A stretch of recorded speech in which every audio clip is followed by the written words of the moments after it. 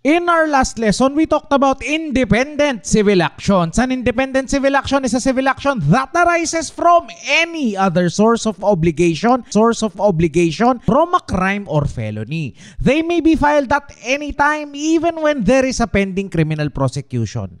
Today, we're taking a look at Article 32 of the Civil Code. This is the first class of independent civil actions, and these cover violations of our constitutional rights. All of this and more coming right up.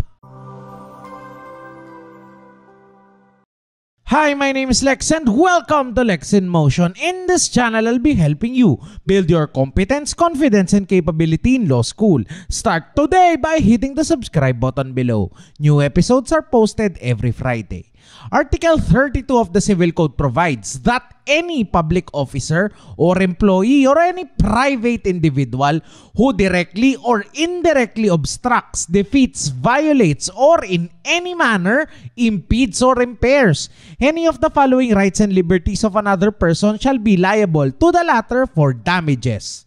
1. Freedom of religion. 2. Freedom of speech. 3. Freedom to write for the press or to maintain a periodical or publication.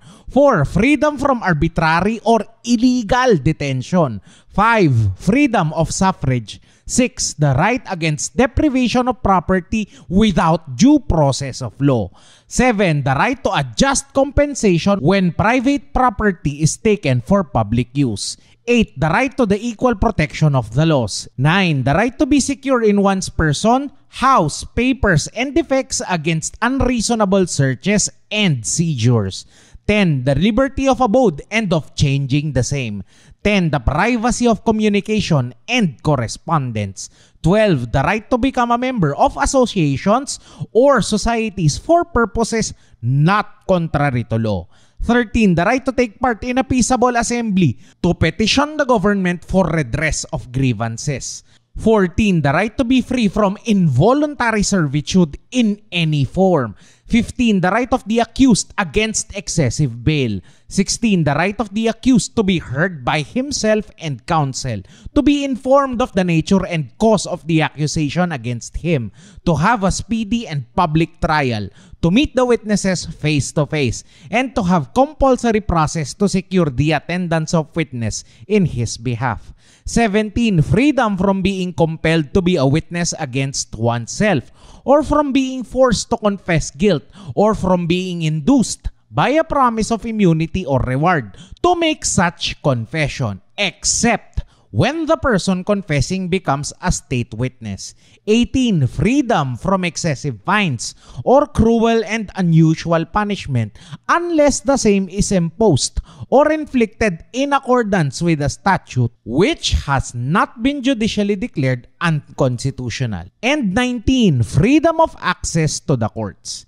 In any of the cases referred to in this article, whether or not the defendant's act or omission constitutes a criminal offense, the aggrieved party has a right to commence an entirely separate and distinct civil action for damages and for other relief. Such civil action shall proceed independently of any criminal prosecution if the latter be instituted and may be proved by a preponderance of evidence. The indemnity shall include moral damages. Exemplary damages may also be adjudicated. The responsibility herein set forth is not demandable from a judge unless his act or omission constitutes a violation of the penal code or other penal statute. Ay, ang haba naman yan, Sir Lex. Paano natin tatapusin yan? The answer, kapatid, is no. We're not going to discuss this provision in great detail. Ang Article 32 ng Civil Code ay isa sa mga topics na kung tawagin ay reading matters. Reading matters are parts of the law that we're supposed to read and understand. However, they have very little value in and of themselves. Ang Article 32, kapatid, ay maaaring inyong laktawan sa inyong klase. Hindi rin ito itatanong sa inyong quiz, recitation o exam. Ang mahalagang malaman mo dito, kapatid, ay ang Article 32 ay isang uri ng independent civil action. As I've mentioned in previous discussions, an independent civil action is a civil action that arises from any other source of obligation except from a crime or felony. They may be filed at any time even when there is a pending criminal prosecution. Independent civil actions exist on a parallel reality with the criminal prosecution. The acquittal or conviction of the accused in the criminal action has no bearing, no impact on the outcome of the independent civil action. However, there are two important rules that bind them. First, the quantum of evidence required in independent civil actions is mere preponderance of evidence. Second, the injured party cannot in any way, shape, or form recover twice the damages. He or she cannot recover damages in the criminal case and at the same time from the independent civil action. Kung ikaw ay nagmamadali kapatid dahil gahol ka na sa oras sa review o late ka na para sa iyong klase, you can stop here. However, I want us to understand this provision in greater detail, but this is not the time to do this. The rights mentioned under Article 32 are substantially a restatement of the Bill of Rights found under Article 3 of the 1987 Constitution. The Bill of Rights covers about 80% of the material that you will have to learn in Constitutional Law 2. I have discussed this in much more detail in our lecture series on Constitutional Law 2. Ang series na ito ay magiging bahagi ng isang monthly subscription service na aking bubuksan para sa iyo kapatid. If you are interested in being part of the monthly subscription service, please let me know by typing GAME in the comments down below. Tatalakayin ninyo sa inyong klase ang Bill of Rights ng halos isang buong semester. Marami ring kasong napapailalim dito. Ayaw naman kitang iwan sa ere kapatid, kaya ating talakayin ang overview ng ilan sa mga karapatang nabanggit sa Article 32 ng Civil Code. Freedom of religion refers to your right to believe in someone or something. It includes the right to gather together in worship. Theoretically, your right to believe is unlimited. You have the constitutional right to believe and worship aliens, stars, trees, and mountains. You can believe in whatever god, gods, or goddesses you have. What the law limits, kapatid, is your right to express your beliefs. If your belief system requires that you gather together, even in the midst of the pandemic, then the government can hold you and your followers liable for violating health and safety protocols during the pandemic. Kung ang iyong relihiyon ay nangangailangang pumatay at mag-alay ng dugo ng 12 birhen between the ages of 13 to 18 years old, then you cannot express that belief. You will be committing murder. Freedom of speech is another constitutional right, kapatid. You are free to criticize the government, its action or inaction during the pandemic, and anywhere else you find them to be inadequate. Your right to express yourself in words, music, visual arts, or mixed media will end when you begin to abuse these rights. If you violate someone's privacy or make libelous statements with the intent to injure someone else's good name and reputation, then you are abusing your right to express yourself. For the same reason, the freedom of press, which includes the freedom to write and the freedom to maintain a publication, these are guaranteed by the Constitution. Anyone who impedes them are liable under Article 32 of the Civil Code. However, these rights must not be abused. One more right mentioned in this provision, kapatid, is the freedom from arbitrary or illegal detention. Kung ikaw ay dinampot, kapatid, ng mga hinihinalaang kawani ng ating estado, hindi ka pwedeng basta na lang damputin ng walang basehan. May limit sa oras na pwede kang isama sa kanilang himpilan. May limit din sa oras na pwede kang kapanayamin ukol sa isang krimen. Hindi rin kailangan na ikaw ay pusasan at literal na ikulong. Sapat na ayon sa ating batas ang hindi ka malayang makakilos o malayang makakaalis anong oras mo man gusto mula sa kanilang lugar. The freedom of suffrage refers to your right to vote. So long as you are qualified, meaning you are at least 18 years old and a registered voter in your locality, then there should be no limitation on your right to vote. If your name does not appear or your vote is otherwise invalidated, then you have a cause of action under our election laws and also under Article 32 of the Civil Code. When private property is taken by the government for a public purpose, this power of the government is called the power of expropriation or eminent domain. It is the most powerful power of the government. Sa ilalim ng expropriation, kapatid, dadalawa ang bala ng private person. Una, questionin kung ang public purpose ay legit. at walang ibang property na pwedeng kunin ng gobyerno na pwede nilang gawing hospital o bahay ampunan. Pangalawa ay ang just compensation o ang karampatang bayad para sa kung anumang kinuha ng gobyerno mula sa iyo. Just compensation has been defined as the price that a seller who is not otherwise being forced to sell will accept, and the price that a buyer who isn't being forced to buy will pay. Medyo mahaba ang formula nito, kapatid, and I've discussed this in an earlier episode. I will be leaving a link to that in the description down below. The Equal Protection Clause of the Constitution means that things of the same class are treated in the same way. Kapag ang isang babae ay bagong panganak, entitled siya sa maternity leave benefits ng SSS. Lahat ng babae, all of the members of the same class, should be treated in the same manner.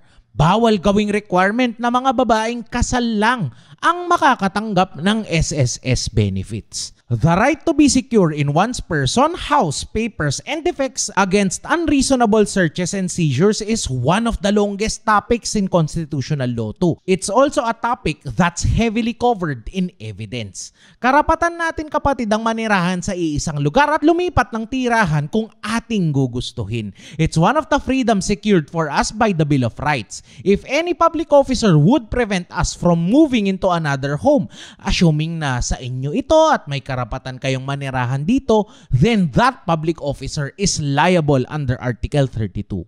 The privacy of communication and correspondence is protected under the Constitution and under the rules on evidence. One of the remedies available here is the writ of habeas data and those under the anti-wiretapping law. The right to become a member of associations or societies for purposes not contrary to law is something you will discuss in legal ethics, where there is a special case here of a lawyer who refuses to become a member of the Integrated Bar of the Philippines. The rest of the items here are pretty much self-explanatory. Dagdag ko lang siguro dito, kapatid, ay ang involuntary servitude.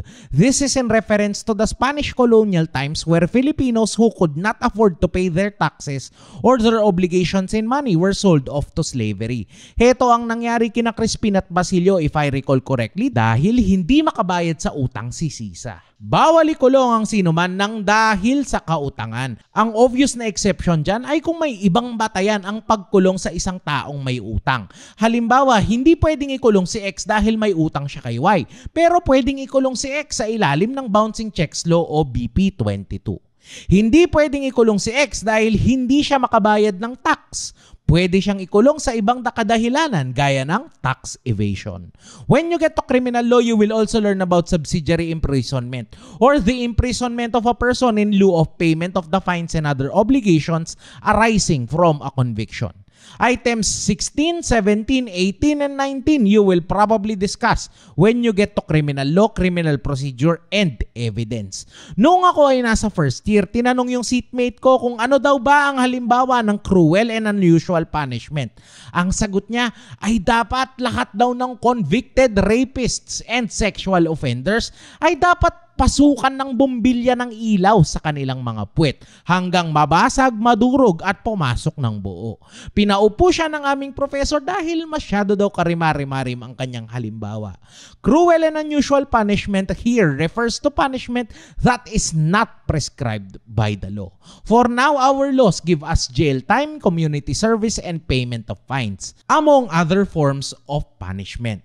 What if daw, sabi ng aming professor, ay naisabatas ang punishment na paglalatigo sa likod? Would that be allowed? What if daw ang pangingiliti either through the use of machines or men? Would that be allowed? When you study Article 32, kapatid, you will notice that the law itself provides the cause of action. The first paragraph tells us that if there is any violation under this provision, the public officer or the private individual becomes liable for damages. Second, Article 32 is an independent civil action. It does not matter if the right violated is punished under a different law. The public officer or the private individual is liable under Article 32, and the quantum of proof required is mere mere preponderance of evidence. Halimbawa kapatid, the act of unlawfully detaining or holding someone as a prisoner is covered by kidnapping and serious or slight illegal detention under Articles 267 and 268 of the Revised Penal Code. The victim here has the option to file an independent civil action under Article 32 of the Civil Code. Dito kapatid, walang impact ang conviction ng akusado. Pwedeng makakuha ng damages ang naging biktima ng illegal detention kahit palaya ang ating akusado. Kailangan lang niyang mapatunayan na may illegal detention at ang quantum of proof na kailangan niya ay mere preponderance of evidence. That's it kapatid for our very short lecture tonight. A few announcements before we end. Una, there will be a different form for the quiz, so please click on the link in the description box below. I hope you participate, kapatid. Second, the book Dekada, 10 Life Lessons from 10 Years in Law School will be launching on the channel on Friday at 6 p.m. I hope to see you then. If you have not yet pre-ordered your copy, you can do that this week. If you pre-order the book, you will get a chance to win a one-on-one coaching session with me. Enjoy the discount before the book launches this Friday. If you would like me to continue with the lessons on persons, please let me know by typing yes in the comments down below. Thank you so much for watching. Like and share this video for Good Law School Karma, and I will see you on Friday.